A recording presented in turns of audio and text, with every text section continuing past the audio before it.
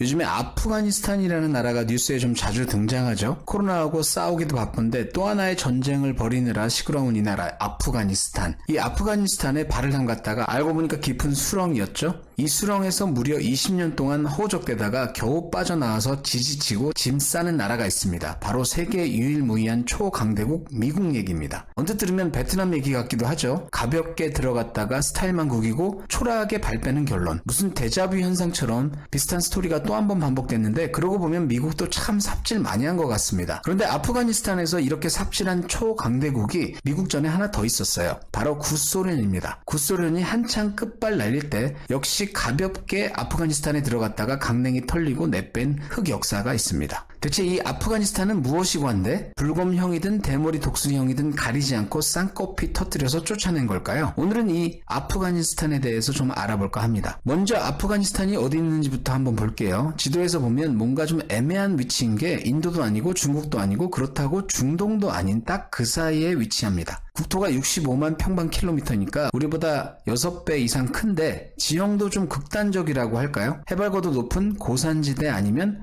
사막, 대부분 이 둘 중 하나입니다. 날씨도 대체적으로 많이 건조해요.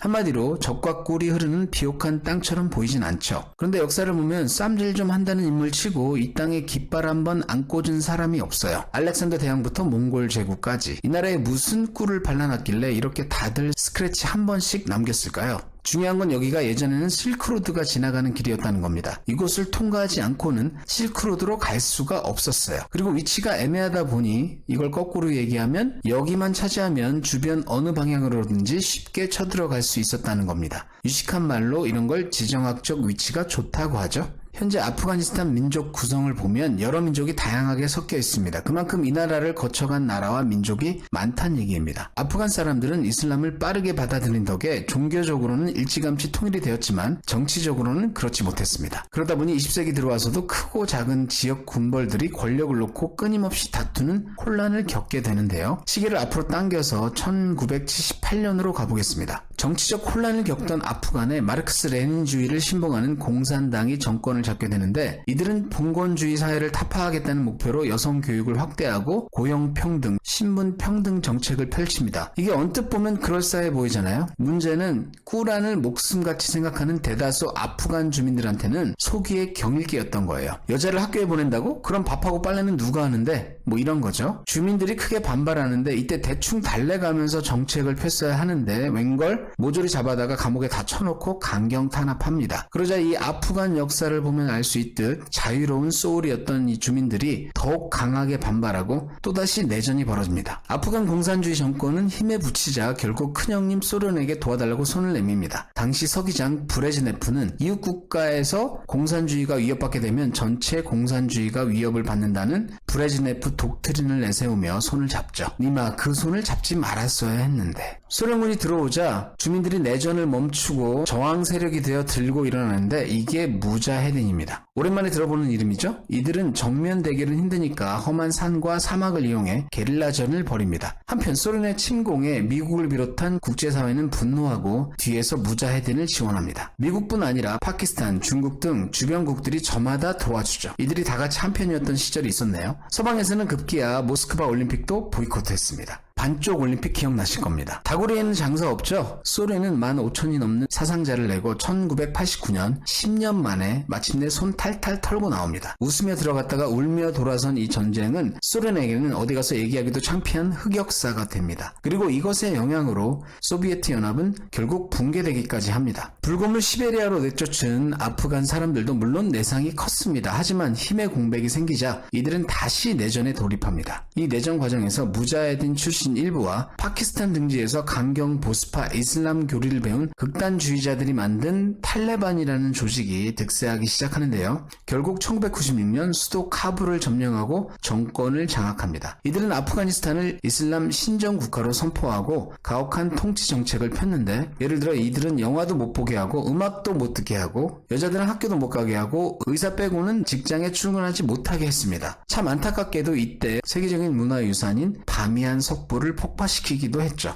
이슬람을 모독하는 조각물이라는 이유로.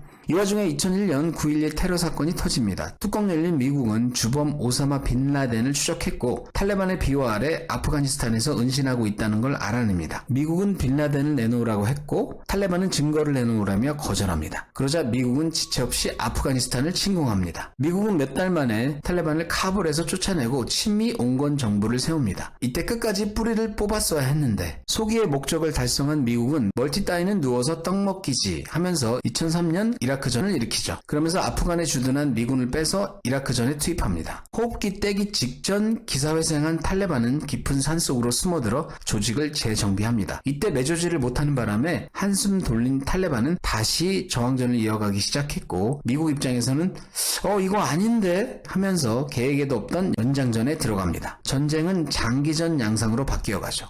그러면서 2021년 올해까지 전쟁이 이어지는데 미국이 여태까지 거의 20년간 아프간전에 쏟아부은 돈이 1조 달러에 육박한다고 합니다. 소련이 강냉이 털리고 나간 아프간 표 수렁에 미국마저도 결국 빠져버리고 만 겁니다. 이렇게 상황이 악화된 데에는 여러 가지 원인이 있는데 워낙 지형이 험준하다 보니 깊은 산속에서는 통신조차 안 돼서 미군다운 작전 수행이 안 된 점도 컸다고 하고요. 아프간 정부군을 양성하고 재건 사업에 뿌리는 돈을 부패한 아프간 정부 관리들이 중간에서 헤쳐먹은 경우도 많았다고 합니다. 어디서 많이 보던 그림인데 미국에게는 베트남 망령이 또다시 떠오를 수밖에 없죠.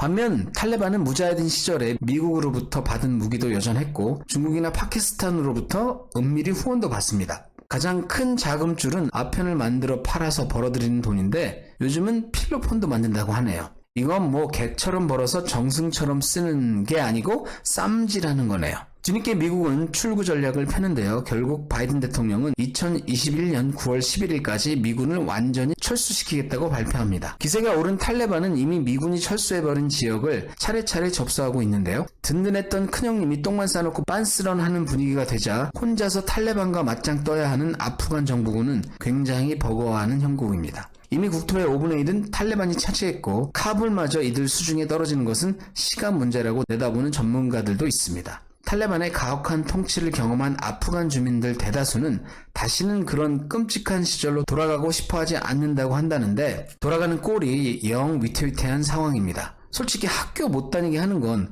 어떤 사람들은 좋아할 수도 있어요. 그런데 인간적으로 영화는 보게 해줘야 되는 거 아닌가? 아프가니스탄을 보면 진짜 우리나라 헬조선 아닌 것 같습니다. 저는 대한민국에 태어난 걸 정말 감사하고 더 이상 바랄 게 없습니다. 굳이 한 가지 있다면 구독 그거 딱 하나네. 구독해주세요. 구독.